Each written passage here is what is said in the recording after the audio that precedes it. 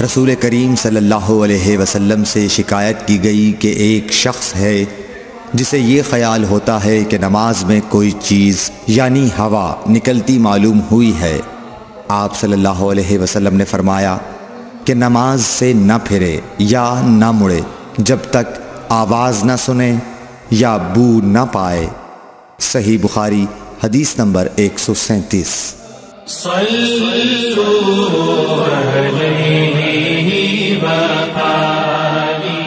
نبی کریم صلی اللہ علیہ وسلم سوئے یہاں تک کہ آپ خراٹے لینے لگے، پھر آپ نے نماز پڑھی، اور کبھی راوی نے یوں کہا کہ آپ صلی اللہ علیہ وسلم لیٹ گئے پھر خراٹے لینے لگے، پھر آپ صلی اللہ علیہ وسلم کھڑے ہوئے، اس کے بعد نماز پڑھی۔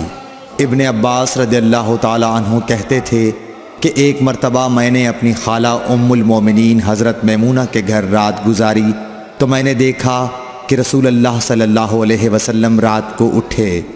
جب تھوڑی رات باقی رہ گئی تو آپ صلی اللہ علیہ وسلم نے اٹھ کر ایک لٹکے ہوئے مشکیزے سے ہلکا سا وضو کیا۔ عمرو اس کا ہلکا پن اور معمولی ہونا بیان کرتے تھے، اور آپ کھڑے ہو کر نماز پڑھنے لگے تو میں نے بھی اسی طرح وضو کیا جس طرح آپ صلی اللہ علیہ وسلم نے کیا تھا، پھر آ کر آپ کے بائیں طرف کھڑا ہو گیا، اور کبھی سفیان نے ان یسارہ کے بجائے ان شمالہ کا لفظ کہا، مطلب دونوں کا ایک ہی ہے۔ پھر آپ صلی اللہ علیہ وسلم نے مجھے پھیر لیا اور اپنی داہنی جانب کر لیا، پھر نماز پڑھی جس قدر اللہ کو منظور تھا، پھر آپ لیٹ گئے اور سو گئے حتیٰ کہ خراٹوں کی آواز آنے لگی۔ پھر آپ کی خدمت میں مؤذن حاضر ہوا اور اس نے آپ کو نماز کی اطلاع دی۔ آپ صلی اللہ علیہ وسلم اس کے ساتھ نماز کے لیے تشریف لے گئے، پھر آپ نے نماز پڑھی اور وضو نہیں کیا۔ سفیان کہتے ہیں کہ ہم نے عمرو سے کہا، کچھ لوگ کہتے ہیں کہ رسول اللہ صلی اللہ علیہ وسلم کی آنکھیں سوتی تھیں، دل نہیں سوتا تھا۔ عمرو نے کہا، میں نے عبید بن عمیر سے سنا، وہ کہتے تھے کہ انبیاء علیہ السلام کے خواب بھی وہی ہوتے ہیں۔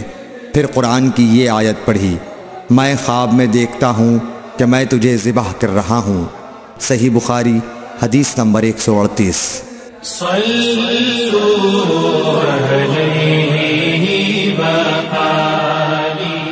رسول اللہ صلی اللہ علیہ وسلم میدان عرفات سے واپس ہوئے۔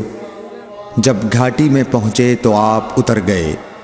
آپ نے پہلے پیشاب کیا، پھر وضو کیا، اور خوب اچھی طرح نہیں کیا۔ تب میں نے کہا، یا رسول اللہ، نماز کا وقت آ گیا۔ آپ صلی اللہ علیہ وسلم نے فرمایا، نماز آگے ہے، یعنی مزدلفہ چل کر پڑھیں گے۔ جب مزدلفہ میں پہنچے تو آپ نے خوب اچھی طرح وضو کیا، پھر جماعت کھڑی کی گئی۔